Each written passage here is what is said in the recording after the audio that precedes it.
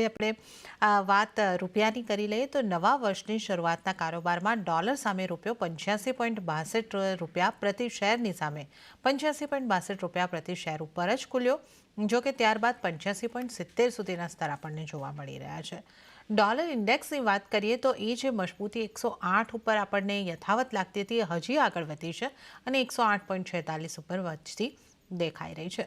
ભાવિકજી, કરન્સીની ચાલને તમે કઈ રીતે જુઓ છો? આપણે પાછલા ખાસા સમયથી રૂપિયાની અંદર ડેપ્રિશિએશન જોઈ રહ્યા છે, પણ ખાસ મહત્વનું આપણે જ્યારે વર્ષના અંતે બેસીને જોઈ રહ્યા છે, ડોલર ઇન્ડેક્સમાં જે આ વર્ષમાં મજબૂતી આવી છે 6.5-7%ની, એની સામે રૂપિયો જે નરમ થયો છે 2.5-3%ની આસપાસ થયો છે.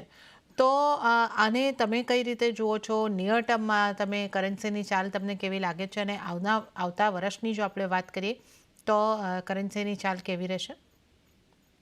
આઈ થિંક તમે સાચું કીધું કે મોસ્ટ ઓફ આપણે જો મેજર કરન્સીઝ જોઈએ તો વર્લ્ડની કરન્સીઝમાં તો આઈ થિંક રૂપિયો બીજો કે ત્રીજો આવે છે કે જે સૌથી સ્ટેબલ રહ્યો છે અને સૌથી ઓછો ડેપ્રિશિએટ થયો છે ડોલરની સામે. એની સામે આપણે જોઈએ યેન જે છે એ વધારે ડેપ્રિશિએટ થયો છે. યુરો જે છે નિયરલી 5 થી 6% થયો છે.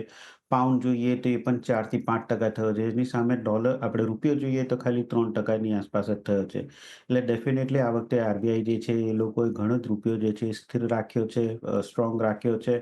બટ છેલ્લા આપણે 2 મહિનામાં જોયું કે જ્યારેથી ટ્રમ્પ સાહેબ આવ્યા છે અને જે ટેરિફની વાતો કરી રહ્યા છે એના લીધે માર્કેટમાં થોડીક અનસર્ટનિટી વધી છે.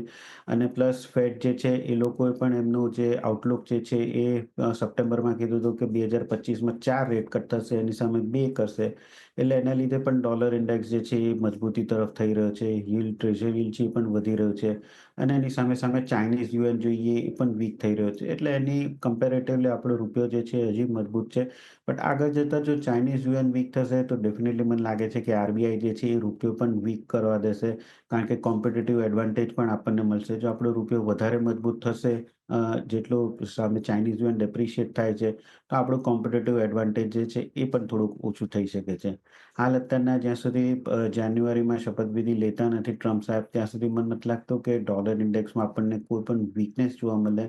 જેમ જેમ નજીક આવે છે એમ આઈ થિંક અનસર્ટેનિટી વધતી જ જશે અને ઓવરઓલ મને લાગે છે કે રૂપિયો જે છે એ પણ થોડોક વીક થશે. હાલ અત્યારના આરબીઆઈએ આપણે જોયું છે કે થોડુંક ફોરેક્સ ઓછું કર્યું છે રૂપિયાને સ્ટેબલ કરવા માટે.